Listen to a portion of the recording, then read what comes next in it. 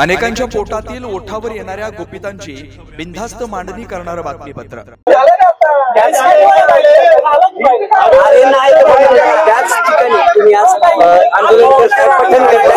आंदोलन बोलू दे ना, बोललं नाही तर कळणार कसं? भाषणच येते।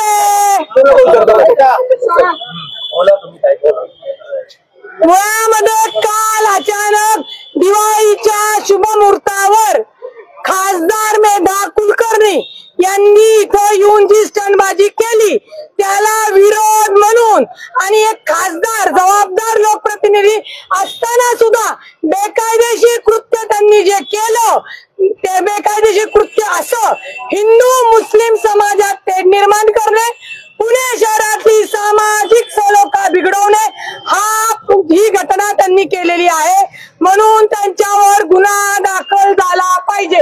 आता त्यांनी जो ट्विट केला की आमची मुस्लिम भगिनी नमाज पडते आतमध्ये वगैरे, मुळामध्ये हा शनिवारवाडा मराठा सम्राट पेशव्यांचा मुख्यालय होतं। पेशव्यांनी हे विजयाचंच प्रतीक आहे। हे पेशव्यांनी छत्रपती शाहू महाराजांकडनं परवानगी घेऊन इथे मच्छी बाजार बसायचा त्यांच्याकडनं विकत घेतली आणि ही जी काही मजारच्या विषयी ते काल बोलले की कुणी येतं मजार बांधतो, हिरवा रंग देतात, हे करतात, तर ही मजार मी आज पूर्ण जबाबदारीने सांगते 1936 मध्ये पुरातन विभागाने प्रत्येक पुणे शहरामध्ये जिथे जिथे पीर आहे किंवा दर्गा आहे त्याच्या नोंदी आहेत। जसं मुस्लिम समाजाच्या दर्गाची नोंद आहे तसं हिंदूंच्या पण मंदिरांच्या नोंदी आहेत। त्याच्यामुळे 1936 पासून असलेली मजार एक खासदार येतात आणि असं वक्तव्य करतात हे त्यांना अशोभनीय आहे। ज्या हिंदूवादी संघटनांनी जिथे ते आंदोलन केलं त्यांना लोकशाहीने अधिकार आहे, त्यांच्यावर पोलिसांनी गुन्हे दाखल केले असते, परंतु मेधा ताईंनी तिथे येऊन चुकीच्या बेकायदेशीर कृत्याला खत पाणी घातलेलं आहे आणि हे कुठलाही पुणेकर सहन करणार नाही। पुण्यामध्ये गुन्ह्या गोविंदाने हिंदू मुस्लिम सिख ईसाई सगळं आधीपासून आनंदाने राहत आहेत आणि राहणार आहेत। हे जे काही वातावरण त्यांनी बिघडवलेलं आहे आणि काल जे म्हणत होते फक्त हिंदूंना शनिवार वाड्यात परवानगी द्यायची, मला तुमच्या माध्यमातून सांगायचंय मेधा ताई तुमच्या बापाचा शनिवार वाडा नाही, हा आमच्या बापाचा म्हणजे छत्रपती शिवाजी महाराज यांचा आहे।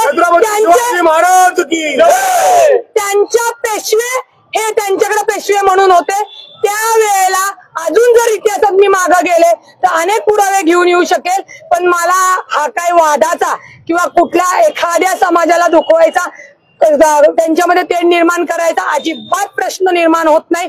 परंतु मेधा ताई शिक्षिका असून सुद्धा, कायद्याचं ज्ञान असून सुद्धा, विद्यार्थी घडवणारे असून सुद्धा जाणीवपूर्वक त्यांनी ही जी घटना केली आहे। माझी पोलिसांना विनंती आहे, तुम्ही जर खासदार मेधा ताईवर गुन्हा दाखल नाही केला, आता आम्ही पुण्यामध्ये दिवाळी चालू आहे, लोकांना त्रास नको म्हणून अत्यंत सामंजस्यपणे भूमिका घेतलेली आहे। जर पोलीस यंत्रणा खासदार बाईला खतपाणी घालत असतील तर खासदार बाईसह पोलिसांना सुद्धा कोर्टात खेचील, कारण का पोलीस असो, मंत्री असो किंवा सर्वसामान्य लोक असो हे संविधानात आणि कायद्यानुसारच चालतात। तुम्ही आता इथे पठण करणार आहात, हिंदू मुस्लिम ख्रिश्चन धर्मियांची लोक तुम्ही केली प्रार्थना, मी हनुमान चालीसा मनातल्या मनात म्हणणार, यांनी दुआ केली, हे मायकल यांनी प्रार्थना केली, असे जे जे इतर सगळ्या धर्मातले आमचे जे आलेले आहेत सर्व जातीचे बंधू भगिनी ते प्रार्थना करणार आहेत। आणि ज्या अज्ञान महिलांवर गुन्हा दाखल केला तो ASI मेमोरंडम म्हणजे भारतीय पुरातत्व सर्वेक्षण विभाग आणि महाराष्ट्र पर्यटन विकास याच्यानुसार केला, तो गुन्हा सुद्धा पोलिसांनी खासदार मेधा कुलकर्णी यांच्या दबावाखाली केलाय।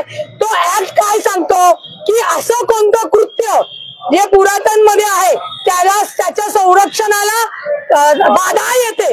आता ती महिला ती पुण्यातली एका बाहेरची माहिती नाही, बुरखा घातली म्हणजे ती मुसलमान भगिनी आहे, तिने समजा तिथं ती चादर टाकून तिने असं केलं, काय शनिवार वाड्याला संरक्षणाचा धोका निर्माण झाला?